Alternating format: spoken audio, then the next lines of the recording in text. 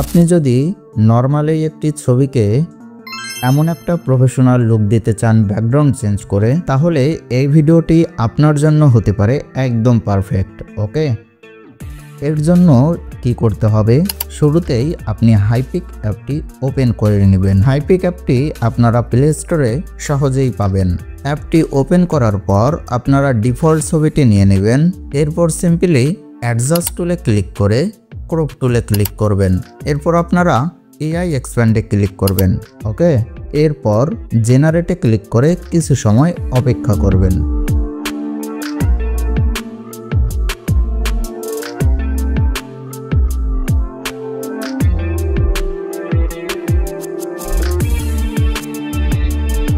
দেখতেই পাচ্ছেন আমাদের ছবিটি কিন্তু এক্সপ্যান্ড হয়ে গিয়েছে। এখান থেকে আমি আমার পছন্দ মতো যে কোনো একটি ছবি সেভ করে নিব। ছবির ব্যাকগ্রাউন্ডটি চেঞ্জ করার জন্য আমি এখন চলে যাব PS Touch অ্যাপসে। PS Touch অ্যাপসে গিয়ে আমি হাইপিক থেকে এডিট করা ছবিটি ইম্পোর্ট করে নিব।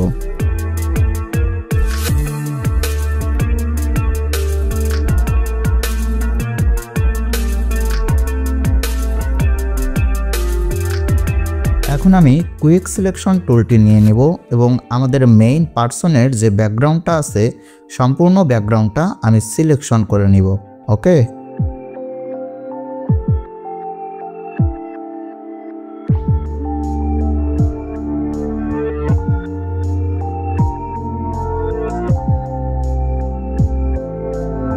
ছবির ব্যাকগ্রাউন্ড সম্পূর্ণ সিলেকশন হয়ে যাওয়ার পর আমি সিম্পলি অ্যান্ড অপশনে ক্লিক করে ছবির ব্যাকগ্রাউন্ডটাকে ফেড করে নিব।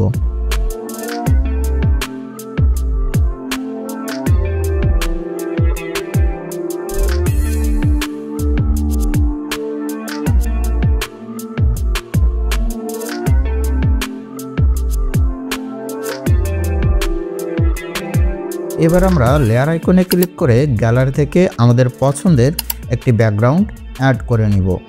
ব্যাকগ্রাউন্ডের লিংক আমি ডিসক্রিপশন বক্সে অবশ্যই দিয়ে রেখেছি, সেখান থেকে আপনারা চাইলে ডাউনলোড করে নিতে পারেন।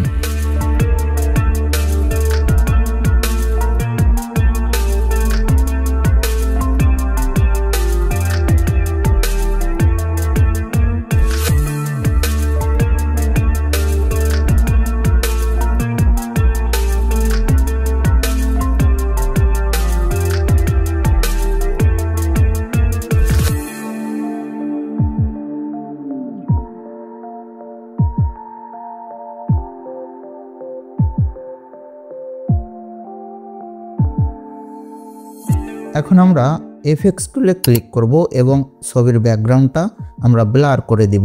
এতে করে আমাদের ছবিটি দেখতে অনেক বেশি অ্যাট্রাকটিভ মনে হবে। ব্যাস, আমাদের ছবির ব্যাকগ্রাউন্ড চেঞ্জ করা কমপ্লিট। এখন আমরা ছবিটি সেভ করে নিব এবং লাইট রুমে চলে যাব কালার গ্রেডিংয়ের জন্য। আমাদের ভিডিওটিকে ছোট রাখার জন্য আমরা একটি প্রিসেটের মাধ্যমে কালার গ্রেডিংটি কমপ্লিট করব। আমি আগে থেকে একটি প্রিসেট নিয়ে নিয়েছি, জাস্ট প্রিসেটের সেটিংটাকে আমি এখানে পেস্ট করে দিব।